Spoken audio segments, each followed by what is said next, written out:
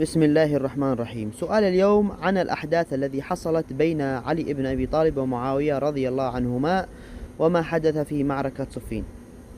الو اتفضل. الو شيخنا. ايوه اتفضل اتفضل أنا شيعي. اتفضل.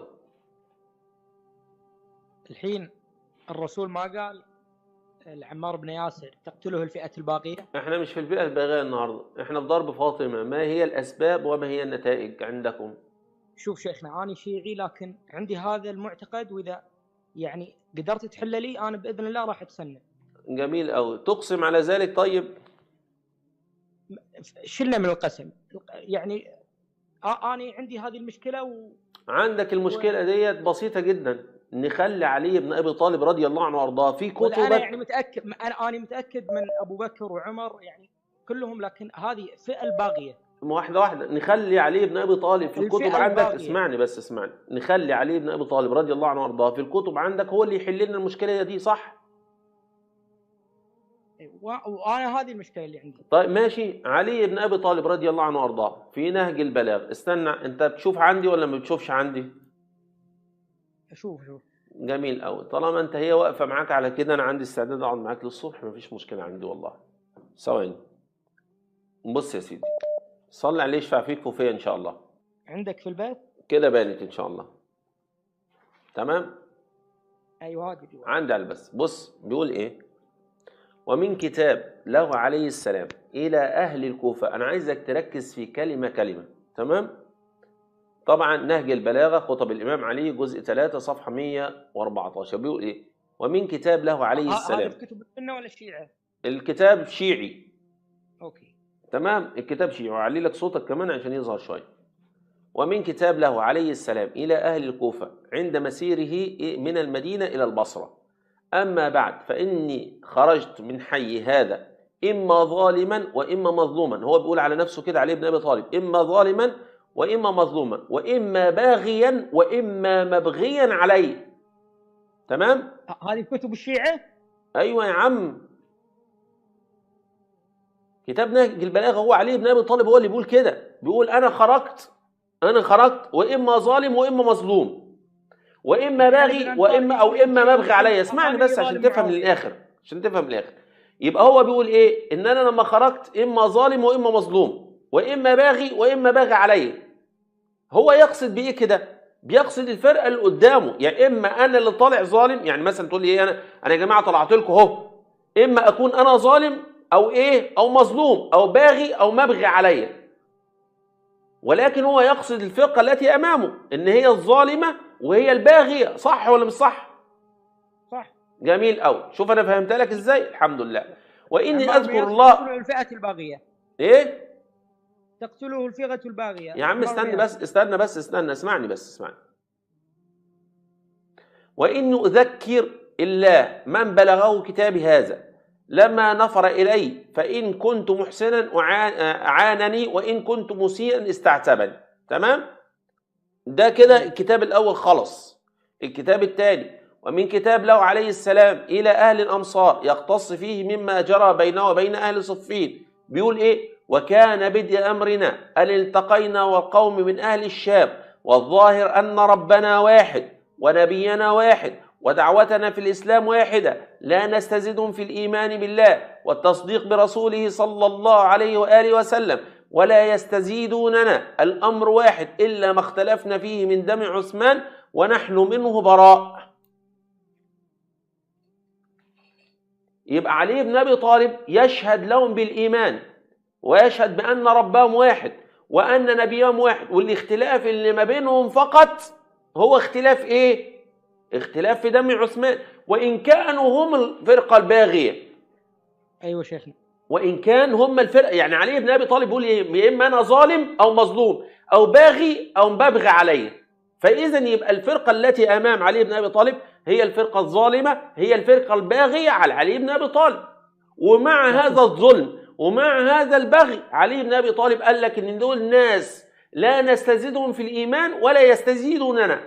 يعني إيماننا وإيمانهم واحد وربنا واحد والنبي واحد إلا ما اختلفنا فيه من دم عثمان ونحن منه براء. يعني الشيخ يعني معناها إيه؟ هفهمك أكتر من كده. يعني معناها إيه؟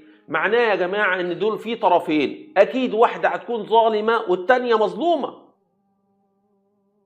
ده اكيد. واحدة باغية والتانية مبغي عليها، فده طبيعي. اي اتنين بيتخانقوا في الشارع يا سيدي، قدام بيتك، قدام الحارة بتاعتك. لكن يعني معاوية اسمعني بس، اسمعني يا اخي، اسمعني الله يبهد ايديك.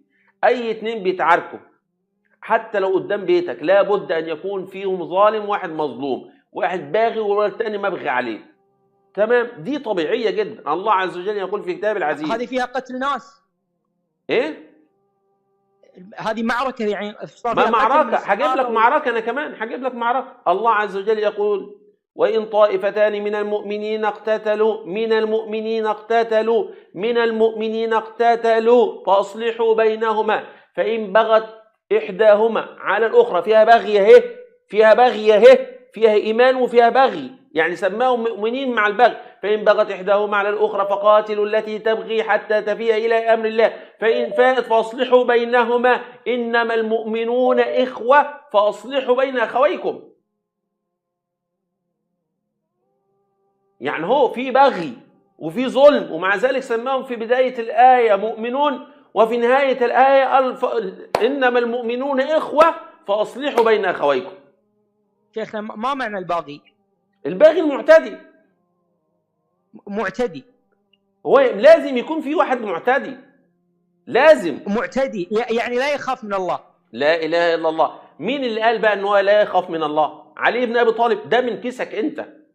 لا نرجع لعلي بن أبي طالب. أنا مش عايز منك أنت اسمك إيه؟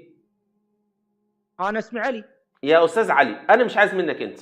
الحكم ما بيننا علي بن أبي طالب، هو الذي قاله. اتفضل. هو الذي قال إيه؟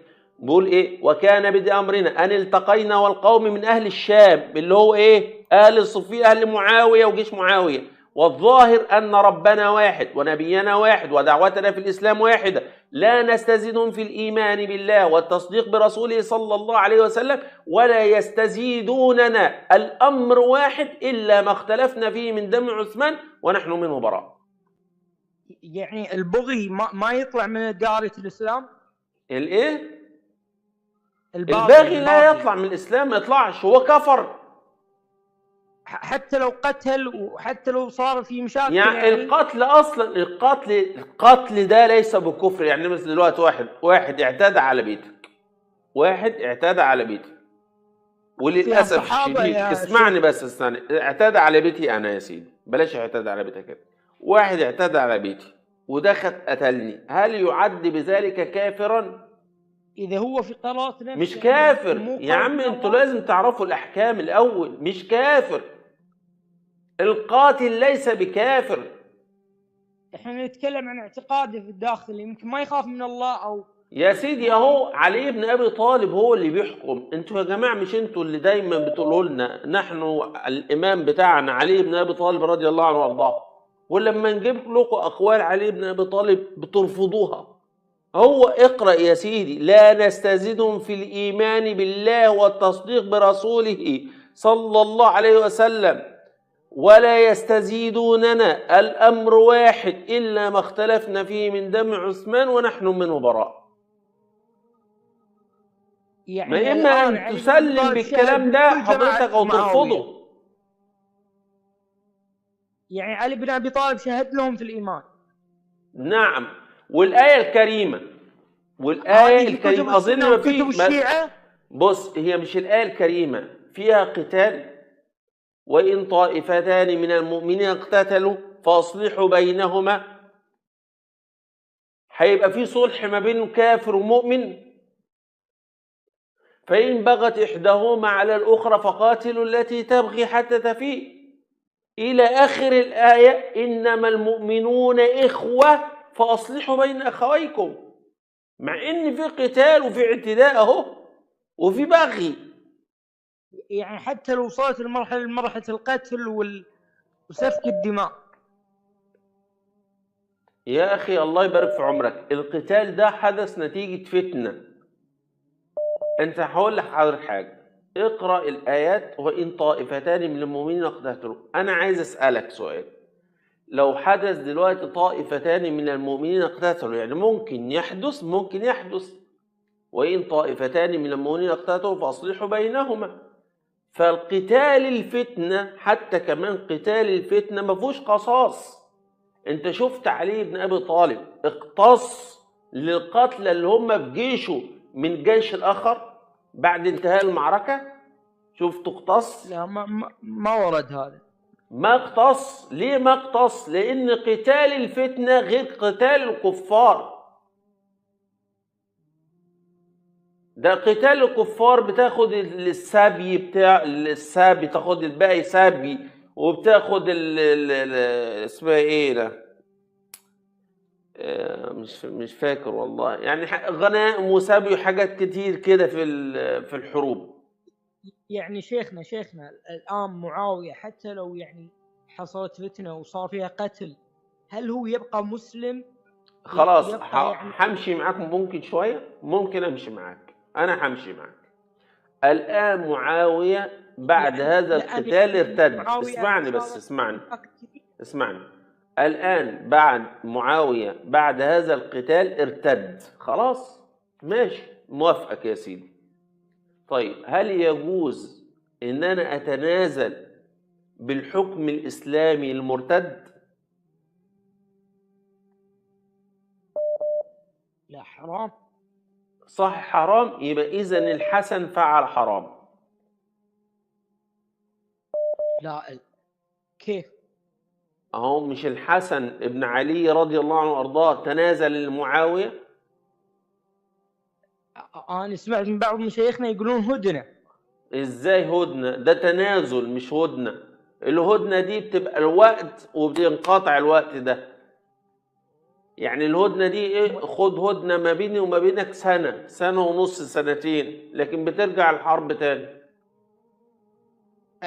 لكن انا سمعت من بعض مشايخنا انه يعني قال ان بعد معاوية يصير شورى بين المسلمين. بيع ده انتوا عندكم حديث اصلا ما في امام، يعني لما سئل عن الامام المهدي ليه اختفى، قال لك حتى لا يكون في عنقه بيع لحاكم ظالم، فان كل الائمه من قبل لهم بيع في رقاب حكام ظلم. دي روايه موجوده عندك. من أسباب اختفاء المهدي حتى لا يبايع حاكما ظالما. وفي نفس الرواية أن كل الأئمة عندكم في عنقهم بيع لحكام.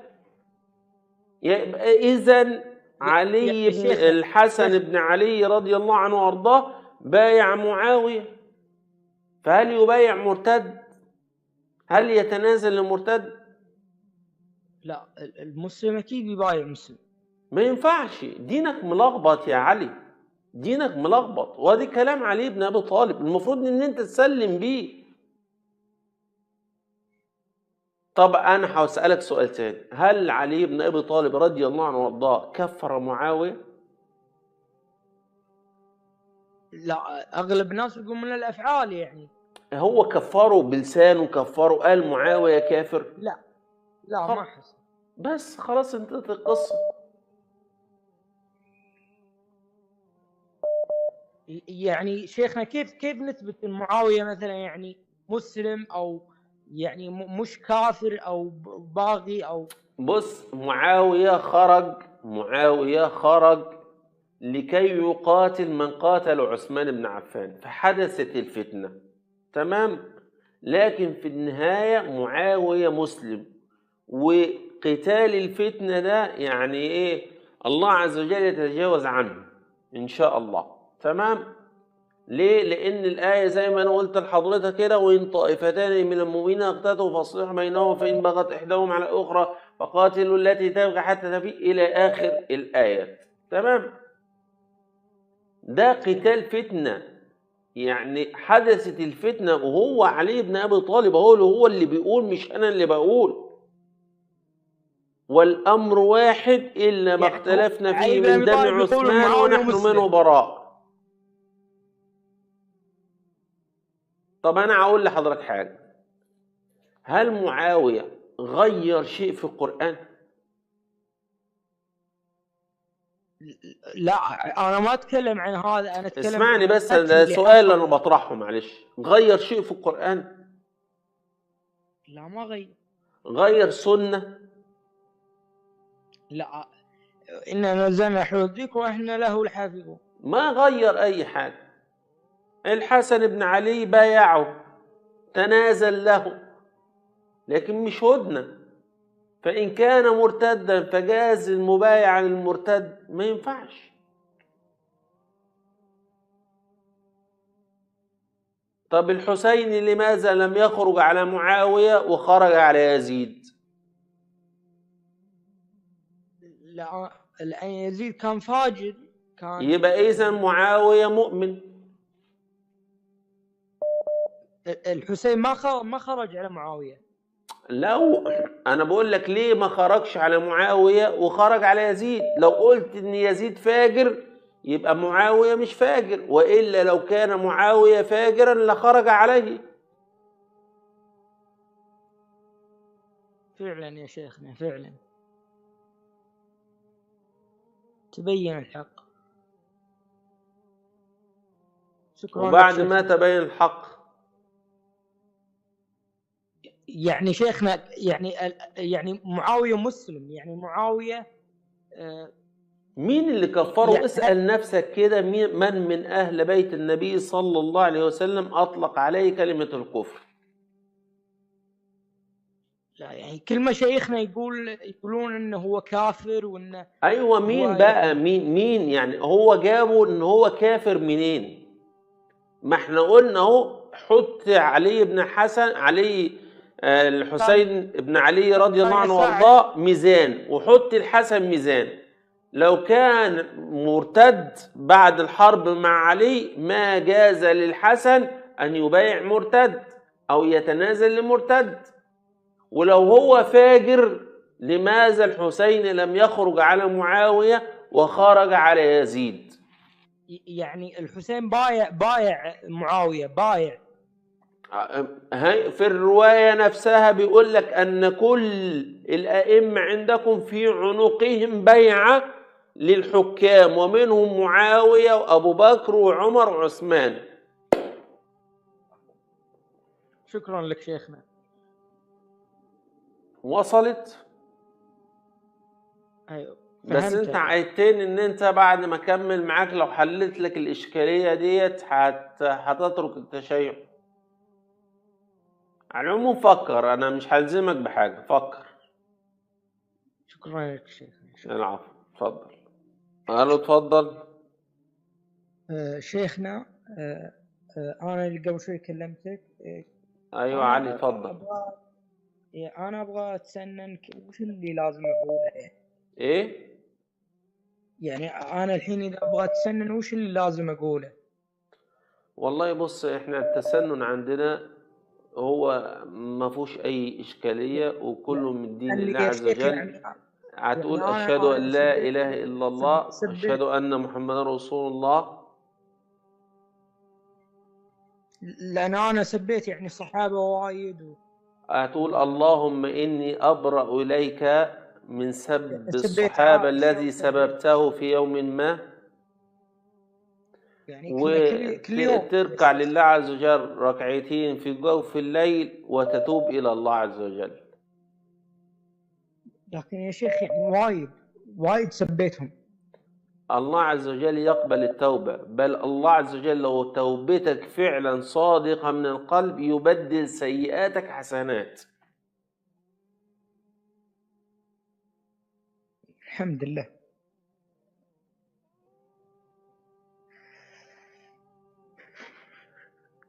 قول ورايا. أشهد أن لا إله إلا الله، أشهد أن لا إله إلا الله، وأشهد أن محمدا رسول الله. وأشهد أن محمدا رسول الله. اللهم إني أبرأ إليك اللهم إني أبرأ إليك من كل سب من كل سب سببته سببته في صحابة النبي صلى الله عليه وسلم، لصحابة النبي صلى الله عليه وسلم أو أمهات المؤمنين، وأمهات المؤمنين، أو اعتقدت في يوم ما بتحريف القرآن. أو اعتقدت يوم ما في تحريف القرآن. الحمد لله. الله أكبر. شكرا الله أكبر. شكرا لك شيخنا، شكرا لك. الله المستعان. الله شكرا المستعان. لك. الله المستعان. نسأل الله عز وجل لك التوبة الصادقة. نسأل الله عز وجل لك التوبة الصادقة. شكرا لك. مع السلامة. العفو.